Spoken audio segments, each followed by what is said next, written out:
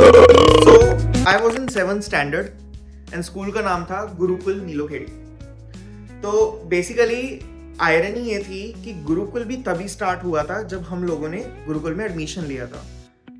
2016 में गुरुकुल स्टार्ट हुआ था एंड मेरी 5th क्लास भी उसी टाइम पे कंप्लीट हुई थी। तो मैंने 6th में डायरेक्टली गुरुकुल नीलोखेड़ी में ही एडमिशन लिया था। तो हमें 1 साल हुआ था 7th में जब मैं प्रमोट हुआ, तो गुरुकुल का सबसे पहला और सबसे बड़ा डेक्लामेशन कंपटीशन हुआ।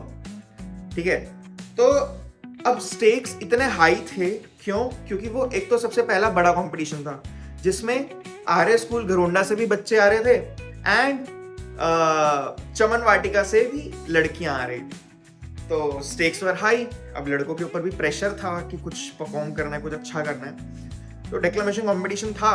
अब हमारे स्कूल में भी सिर्फ और सिर्फ 2 फीमेल टीचर थी, उसके अलावा सारे के सारे मेल टीचर्स एंड मेल लड़के। मतलब लड़के तो मेल ही होते हैं, बट नेवर माइंड। तो अब जब मैम ने ऑडिशंस लिए, मैम ने मुझे सिलेक्ट किया। आई वॉज हैप्पी और बच्चे मुझे चढ़ा रहे थे। तो मैं भी खुश था ऑफ कोर्स। मतलब अगर 2 टीचर और वो भी सुंदर, ठीक है, और लड़कों के स्कूल में हैं, तो मतलब सी बात है ना कि मतलब हर लड़के की क्रश होगी वो, राइट। सो अब यहाँ पे बात आती है कंपटीशन की। तो मैम ने मेरी पर्सनली हेल्प करी, स्पीच लिखी। स्पीच हमने लिखी 5 दिन पहले। स्पीच का टॉपिक था united we stand, divided we fall. तो मुझे टॉपिक भी याद है, बहुत अच्छे से याद है। सो बेसिकली ये गुरुकुल का सबसे बड़ा इवेंट था जिसमें 1500 बच्चे आ रहे थे और बहुत सारे बच्चे, 100 से ऊपर बच्चे पार्टिसिपेट कर रहे थे। और उससे भी बड़ी बात ये थी कि ये गुरुकुल हिमाचल के गवर्नर का था। उनका नाम था आचार्य देवव्रत जी। अभी वो शायद गुजरात के गवर्नर है। तो वो भी आ रहे थे इस इवेंट में। तो ऑलरेडी स्टेक्स बहुत हाई थे। तो 5 दिन से मैं सिर्फ और सिर्फ प्रिपरेशन कर रहा था। मतलब दिन रात मुझे कुछ नहीं सूझा। मुझे ये भी नहीं पता था कि मैं कुछ खा रहा हूँ, नहीं खा रहा हूँ। 24 घंटे आई वॉज इन टू स्पीच कि मुझे बस वो किसी भी तरीके से 4 से 5 पेज रटने हैं। तो मैं रटता हूँ रात को दिन में 24 घंटे I was just cramming the speech. हाँ, दिन आता है 1 दिन पहले स्पीच से मेरा गला हो जाता है खराब। अब I was in to music also. क्योंकि मैं म्यूजिक में भी अच्छा था। म्यूजिक के भी मैंने ऑडिशंस दिए थे एंड मैं म्यूजिक में भी सिलेक्ट हो गया था। तो I was in to music also. तो हमेशा से मेरी एक हिस्ट्री रही है कि परफॉर्मेंस से 1 दिन पहले मेरा गला खराब होता ही होता है। 100% मेरा गला खराब होगा ही होगा। तो मुझे इस चीज़ का पता होता है। तो फर्स्ट टाइम मेरे साथ ये तब हुआ था जब मैंने स्पीच दी थी, वही सेम स्पीच की, जिस स्पीच की मैं बात कर रहा हूँ वही सेम स्पीच थी। तो उसके बाद से लाइक ये रूटीन बन गया था कि मेरी जब भी कोई परफॉर्मेंस होगी, मुझे पता है पहले दिन मेरा गला खराब होगा। एंड आई डोंट नो क्यों होता था, पर होता था। प्रैक्टिस में 5-6 दिन से कर रहा हूँ, बट गला खराब मेरा परफॉर्मेंस से 1 दिन पहले ही होगा। तो ठीक है, मतलब उस दिन भी हुआ। तो व्हाट आई डिड कि गर्म पानी लिया, उसमें मैंने लौंग को उबाला और वो पी लिया। तो वो देके रात को भी पिया। रात को प्रैक्टिस नहीं करी बिल्कुल भी। रात को पानी पिया, सो गया। सुबह उठा, सेम पानी पिया। Then I did again practice. तो उस टाइम पे मेरे को चश्मा लगा हुआ था। मेरे चश्मे का नंबर था 1। दिन आता है, मैम बोलती है ऑल द बेस्ट। सब आते हैं, आचार्य देवव्रत जी भी आते हैं, सब लोग आते हैं। तो हम लोग बैठे होते हैं, एक स्टेज होता है, हम ऐसे सारे 1500 लोग बैठे होते हैं। धीरे धीरे सबकी बारी आती है। मेरा ध्यान सिर्फ और सिर्फ मेरी स्पीच पे था। मेरे को नहीं पता किस बच्चे ने क्या बोला, क्या स्पीच दी।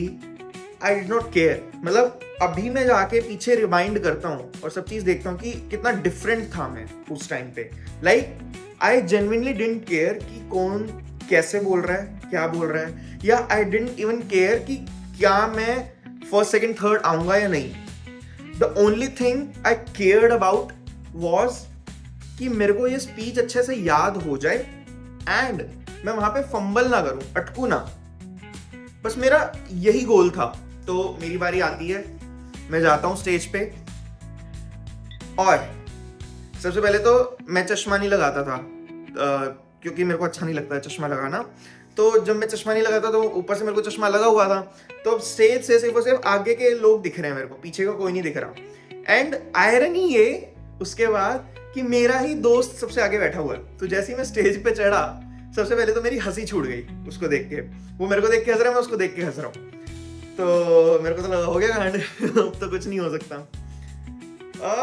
पॉजिटिव चीज ये थी कि सब लोगों ने इसको पॉजिटिव लिया कि डैम बड़ा कॉन्फिडेंस, 7वीं क्लास का बच्चा 1500 लोगों के आगे स्टेज पे आके हंस रहा है। और मेरे को अंदर ही अंदर लग रहा था कि भाई मैं क्या कर रहा हूँ, अब तो हो गया, खत्म हो गया। बट ठीक है, आई स्टार्टेड, बोला मैंने, बहुत अच्छे से बोला, स्माइल रखी फेस पे, और बस बोलता गया। एंड में मैंने खत्म कर दिया। 2-4 बार मैं फंबल किया, मतलब फंबल वैसा फंबल नहीं कि सबको पता लगे, मैंने कवर अप कर लिया था, लाइक बीच में थोड़ा सा लाइन इधर उधर करती थी, बट वो किसको पता लगता है उस टाइम पे। ठीक है, स्पीच खत्म हुई, मैं वहां से गया, बैठा अपनी जगह पे। अब आई रिजल्ट्स की बारी।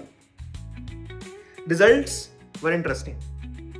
सबसे पहले तो जब रिजल्ट्स अनाउंस होने वाले थे, तो फर्स्ट सेकंड थर्ड निकलते टाइम सबसे पहले तो वो लोग सस्पेंस बनाते हैं, राइट। तो पहले थर्ड निकाला, अब थर्ड का मेरे को नाम याद नहीं है। फिर उन्होंने बोला, ladies and gentleman, put your hands together and please welcome the second prize goes to. तो उन्होंने सेकेंड बंदे को बुलाया, एंड उस टाइम पे मैंने तालियां बजाई। जब थर्ड बंदे की बारी थी तो मेरा नाम नहीं आया, तो मेरे को लगा कि अब तो नहीं होगा मेरा। फिर मेरे को एक थोड़ी सी होप थी कि चलो हो सकता है सेकंड आ जाऊं, तो सेकंड बंदे को बुलाया, उसमें मेरा नाम नहीं था। तो बिल्कुल ही होप मतलब खत्म हो गई थी, अब तो मेरा नाम नहीं आ रहा है। तो जब उन्होंने बोला, ladies and gentleman please welcome, first prize goes to Parth Gupta, and मैं वहां पे बैठा हुआ था, मतलब मेरा कोई रिएक्शन नहीं था, मेरे को लगा हो सकता है कोई और पार्थ हो। मैंने इधर देखा एक बार और, कोई नहीं था, तो उन्होंने दोबारा रिपीट किया, पार्थ गुप्ता। मैंने मुंह नीचे किया, इतना ज्यादा खुश, मतलब खुशी का कोई ठिकाना नहीं। मैं हंसते हंसते इतना खुश होके स्टेज पे जा रहा हूँ कि चलो ठीक है, मैं ही हूँ फर्स्ट। तो मैं गया स्टेज पे, वहां पे आचार्य देवव्रत जी खड़े थे, हिमाचल के गवर्नर। उन्होंने सबसे पहले तो मेरा चीक पुल किया, Lord of confidence, I mean या। तो ही हैंडेड ओवर मी ट्रॉफी। फिर एक फोटो हुई, अनफॉर्चुनेटली वो फोटो मेरे पास नहीं है, मैंने बहुत कोशिश करी कि वो फोटो निकल जाए, एंड वो ट्रॉफी भी मेरी गुम गई, but I had the memory. तो या दिस वॉज द स्टोरी। तो उसके बाद फिर मैं गया कंप्यूटर लैब में, हमारे कंप्यूटर के सर हुआ करते थे अगले दिन, तो उन्होंने भी मेरे लिए तालियां बजवाई क्लास में। और फिर मेरे को उन्होंने बुला के बोला कि do not laugh this much, ऐसे चीख पकड़ के on the stage, when you are on the stage. तो I was like okay, but मेरे लिए तो अच्छा काम किया ना। पर उसके बाद आती है मेन चीज, मतलब अगले दिन का तो चलो ये था, जब मैंने क्लियर किया, मैम मेरे को बुलाती है कि Parth come here, what was the result. उनको पता नहीं था, बिकॉज वो आई नहीं थी, ठीक है, इवेंट पे आई नहीं थी, उनको काफी सारा काम था। तो उन्होंने मेरे को बुलाया, किसी को बोले कि पार्थ को बुलाओ। तो मैं गया उनके पास, Parth what was the result. I showed her the trophy, the certificate, and she was like, वो मेरा student, and she hugged me, and bro the moment was insane. उन्होंने एक टोट भी मारा मेरे को कि मैं थोड़ा सा पढ़ाई में मीडियोकर था, लाइक इतना ज्यादा अच्छा नहीं था मैं पढ़ाई में, तो मेरे को टोट भी मारा कि when you can learn speeches इतने अच्छे से, why can't you learn question and answers? But चलो वो बात को तो साइड रखते हैं। पॉइंट वॉज, इससे समझ के आया, अब उस टाइम पे तो एक बच्चे को क्या ही चाहिए, ट्रॉफी मिल गई, आचार्य देवव्रत जी हिमाचल के गवर्नर, उनके साथ फोटो हो गई, उन्होंने प्राइज दे दिया, तो आई वॉज हैप्पी, ठीक है। स्कूल में मैं फेमस हो गया था। अब लड़कियां मेरे पास आई, उन्होंने मेरा नाम पूछा, उन्होंने मेरे को हाय हेलो बोला। और अब अगर आप एक बोर्डिंग स्कूल में रह रहे हो सिर्फ लड़कों के साथ, तो जो लड़कियां आपके पास आती हैं और हाय हेलो बोलती हैं, तो दूसरे लड़के जब आपको देख के जलते हैं, तो भाई वो एक अलग सेटिस्फेक्शन होती है। उस टाइम पे तो सारी चीज़ें नॉर्मल लग रही थी, लेकिन आज जब मैं उस स्टोरी को रिमाइंड करता हूँ और पीछे जाके देखता हूँ कि क्या हुआ था, आई थिंक कि I did not think about the result. I didn't care कि क्या रिजल्ट आएगा क्या नहीं। तो जब ये बात बोलते हैं ना कि just do your work and do not think about the result, do not care about the result, तो उससे मतलब ये होता है कि जस्ट पुट योर एफर्ट जितना आप मार सकते हो। Do not think, do not expect कि you will win, but always try to give your 100%, which I did, and I had the confidence कि चलो ठीक है, अगर नहीं भी हुआ I am happy because I give my 100%। On that point जब मेरे को फर्स्ट प्राइज मिला, दैट वॉज अनएक्सपेक्टेड, और उसकी खुशी भी ज्यादा होती है। क्यों? क्योंकि आपने एक्सपेक्ट ही नहीं किया था ना कि यार आपको फर्स्ट प्राइज मिलेगा। आप तो ये सोच के बैठ गए थे कि थर्ड प्राइज आ गया तो चलो ठीक है, सेकंड प्राइज आ गया तो और भी अच्छा है, बट फर्स्ट प्राइज का तो सोचा ही नहीं था। तो that was the moment when I realised कि जब आप अपना 100% देते हो और रिजल्ट की चिंता नहीं करते, तभी रिजल्ट सबसे अच्छा आता है। बट कंडीशन इज कि आपने अपना 100% दिया and you are happy with your work.